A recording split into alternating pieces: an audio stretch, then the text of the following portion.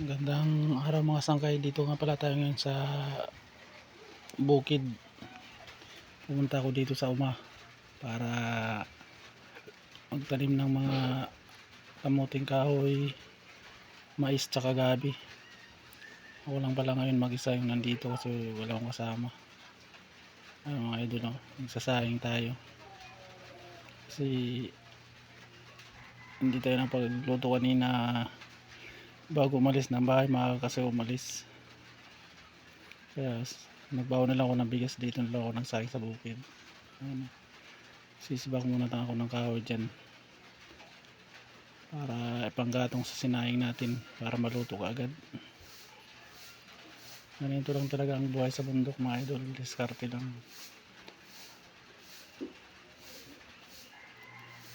Nakaka ano pala yung ano ko dyan, kasi ako lang mag-isa, wala akong kausap. Nakaka-boring pero masaya naman.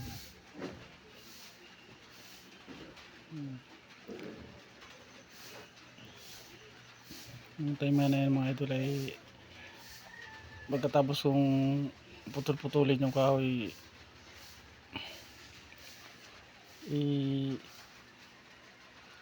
susungo ko yan doon sa sinaing ko para maluto dayon.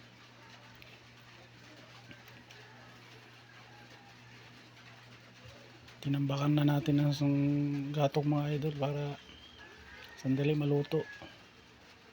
Tingnan mo naman, halos hindi na makita yung kaldero sa usok. Oh, dami. Mga idol, kumuha pala akong ito ng buho. Kasi may dala tayong baboy. Yun yung ulam natin ngayon. Lang natin, iihaw. Bumili ako ng 1 kilong baboy, iihaw lang natin. Tutuhugin lang natin ng kawayan. Naan tayo ngayon. Ang pag-ihaw natin ngayon walang sangkap kasi hindi ako nakapagdala ng asin, nakalimutan ko. Walang asin, walang bitsin, walang kahit ano. Hugasan lang natin yung baboy, ayusin lang natin paghugas, tapos tutuhugin na natin mamaya pag natapos itong biyagin ng kawayan, at saka lalagyan natin ng tulis. Binibiyak ko ng mga idol, puno pa ng tubig sa loob. Paano kaya nakapasok yung tubig dun sa loob ng kawayan, no? Diba may mga buko-buko naman yun, mga sarado. Nakapagtaka. Sa bagay yung buko nga may tubig sa loob kahit walang butas, diba? Oh my god. Mga idol, binibiyak na natin yung kawayan, no? Yun yung gagawin nating stick para tuhugin yung baboy. Inihipan ko muna yung ko dyan, sinayang ko, sinamatay yung apoy.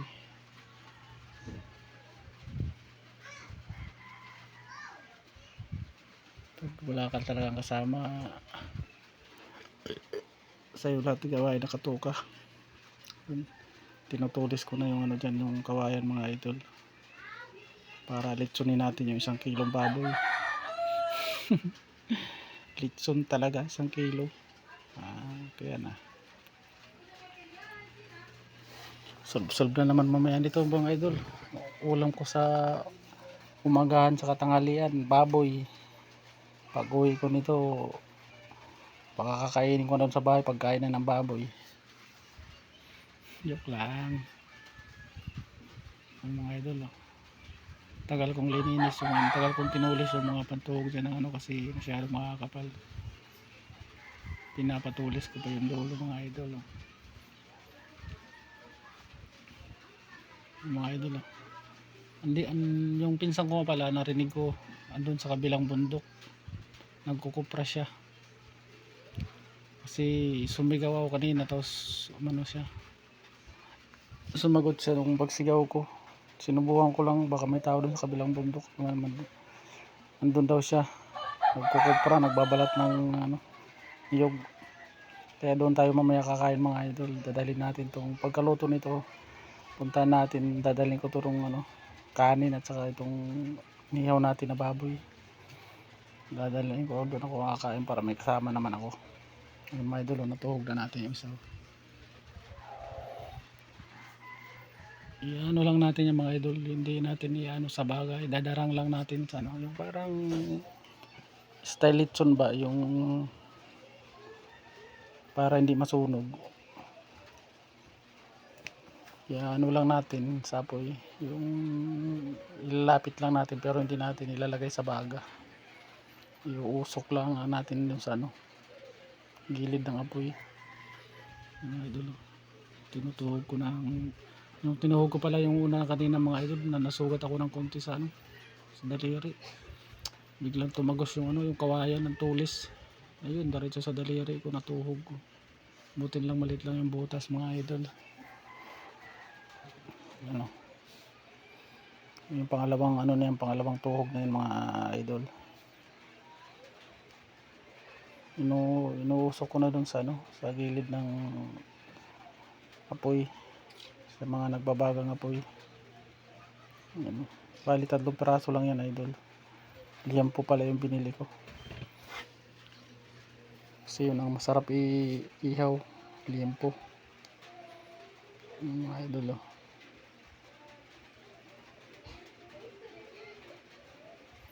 Wala akong dalang sausawan, walang dalang asin, sus. Ayun mga idol, oh. Andun na yung mga baboy, oh, nakapaligid na sa may mga apoy. Hindi yan masusunog mga idol, masarap pagkaluto niyan, parang lechon lang, malutong yung balat niyan. Ito nga pala yung umako mga idol, oh. Ayun, dyan yung tataniman ko ng mais, tsaka gabi, kamuting kahoy. Mamaya ano, kaya lang ang init na, oh. Tirik na yung araw, alas 8 pa lang, taas ng araw. Ayun na yung baboy natin mga idol, oh.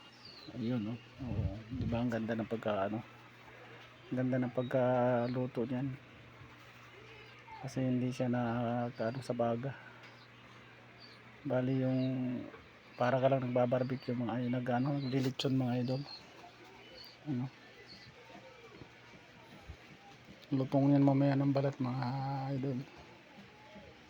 Ganyan yung technique ko pag nag-ihaw ako ng baboy, hindi direkta sa baga para hindi masunog.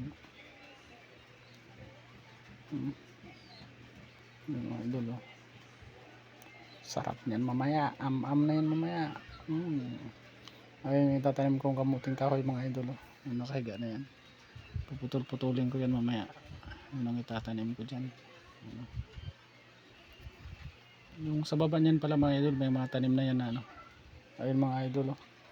Dito na ako sa pinsan ko, pinuntahan ko. Ayun, nakabalot pa ng daon ng anahaw yung ano, yung inihaw ko na baboy. Ayun, oh. Ayun, oh. Uy, tag-isa kami, binigay ko sa kanya yung pinakamalaki mga idol, sa akin yung medyo maliit lang, kasi paborito niya yung baboy mga idol, lalo na yung taba-taba. Nako, para lang kumakain ng gelatin pag kumakain siya ng taba. Ayun, wala pala akong nadalang sandok dyan mga idol, kaya kumuha lang ako ng ano, palapa na niyog, yung ginawa ko sandok, pansandok sa kanin. Kainan time na mga idol. Yung ano ko mga pala dyan, yung pinakaasin ko, ano, may dala yung pinsa ko na tuyo, kasi tuyo yung baon niya. Ayun, maalat naman yung tuyo, sakto. Yung inihaw ko na baboy matabang kasi walang asin, kaya match pa rin yung lasa niyan mga idol. Ayun, hugas muna tayo ng kamay bago kumain. Yung baon ko isang kaldero, yung pinsan ko nagbaon rin pala ng kanin, ang dami, kasi maghapon kami dito mga idol, mamaya pa kami hapon uwi. Ano, kain na tayo mga idol.